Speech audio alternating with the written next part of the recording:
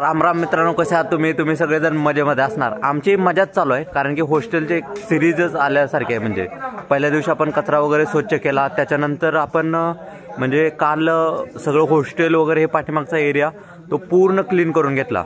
तर आज म्हणजे सेकंड लास्ट डे की आता उद्याच्याला आपल्याला हॉस्टेल डे साजरा करायचा आहे। त्यामुळं आता आपल्याला पूर्णपणे आज पताके लावणे, म्हणजे इथे पूर्ण नेट वगैरे बांधणं, साऊंड सिस्टीम लावणं, या सगळ्या गोष्टी आज करून घ्यायच्या आहेत। त्यामुळे आज मुलांना एवढं काम लागणार आहे, बेमाप काम लागणार। त्यामुळे त्यांची कलाकृती मकर वगैरे बनवला का नाही ते पण आपल्याला पाहायचं आहे अजून। आज म्हणजे भयानक काम आहे ते, आणि मजा पण तेवढीच येते कारण की आज झालं एकदा हॉस्टेल डे झाला की झालं निवांत संपलं। मग पुढच्या हॉस्टेल डे पर्यंत कोणी कोणाला भेटत नाही, काही नाही। चलो, तर काय असतं, बरेच कामं हे प्रत्येकाला वाटून दिलेले असते। आपल्याला आज थोडा वेळ झाला तर कोणी पोडियम वगैरे घेऊन आलं, कोणाला बोर्ड डेकोरेशनचं काम दिलेलं असतं ते अजून अधुरं झालेलं आहे, कोणी म्हणजे बांबू घेऊन आलेलं असतं, केळीची रोपं घेऊन आलेले असतं कारण की आपल्याला ते पूर्णपणे लावायचे असते।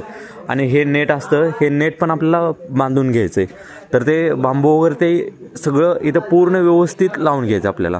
तरी आपली मित्रमंडळी सगळे जमलेले आहे, इथे आपल्याला पताक्याचं नियोजन संध्याकाळी करायचं असतं। तर आता आपण बघून येऊया की आपला मकर कुठंपर्यंत आलेला आहे। हे आपले हॉस्टेलचे काका पण आहे तिथेच। म्हणाल की एवढी घाण कशी काय झालेली आहे, पण आता इथे आपल्याला मकर बनवण्याचं काम चालू आहे।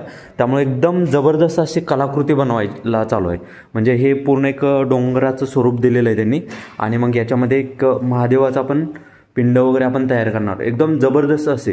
म्हणजे हॉस्टेलची पोरं जे असतात ना, ते कलाकारी पोरं असतात की त्यांच्याकडे का नाही एक अनलिमिटेड कला असते, की फक्त म्हणजे ते डॉक्टर होणार आहेत असं नाही। तुम्हाला दिसते ना, पोरं हे डॉक्टर जरी झाले नसते ना तरी पण चांगले काम करून पैसे कमवले असते, अशा ह्या पोरांकडे कला आहेत।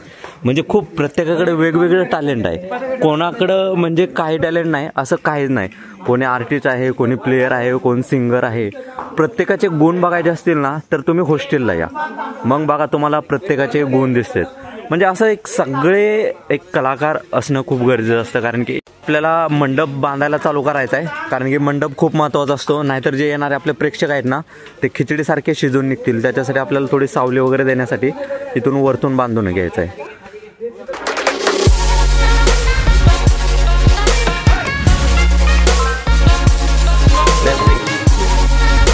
या पॅसेजमध्ये आपल्याला पूर्ण पताके लावून घ्यायचे आहेत। त्यामुळं अगोदरच मुलांना म्हटलं की हे सुतळ आहे ना ते बांधून घ्या, म्हणजे मग आपल्याला परत गडबड होणार नाही।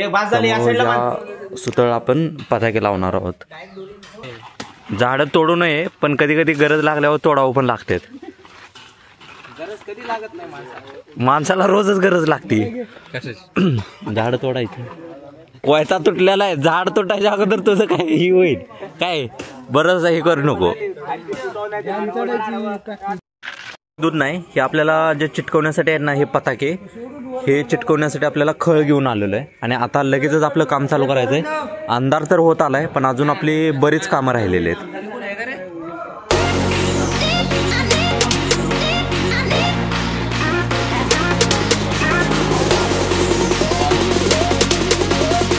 तयार होत आलेले म्हणजे आता पताके बांधून घेतलेले। आता याच्यानंतर आपल्याला नेट बांधायचं राहिले पटकन।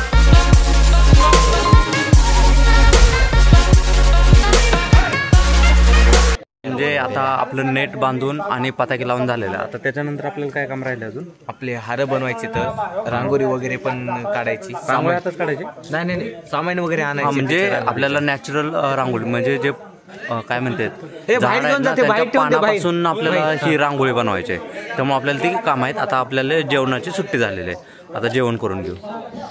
मित्रांनो, आपलं नेट बांधून झालेलं आहे आणि वरती जे पताके वगैरे लावायचे होते ना ते सगळं आपलं बांधून झालेलं आहे। आता सध्या रात्र झालेली आहे पूर्णपणे, त्यामुळे आपल्याला व्यवस्थित काय दिसत नाही, पण जर मॉर्निंगला पाहिला तर व्ह्यू एकदम झकास दिसणार आहे। तर बाकीच्यांचं अजून काय चाललं आहे, साऊंड सिस्टीम आहे इथे, सगळे बाकीची काही मंडळी गप्पा मारते, सगळं म्हणजे एकदम जबरदस्त झालेलं आहे। तर आता बघू आपण बाकी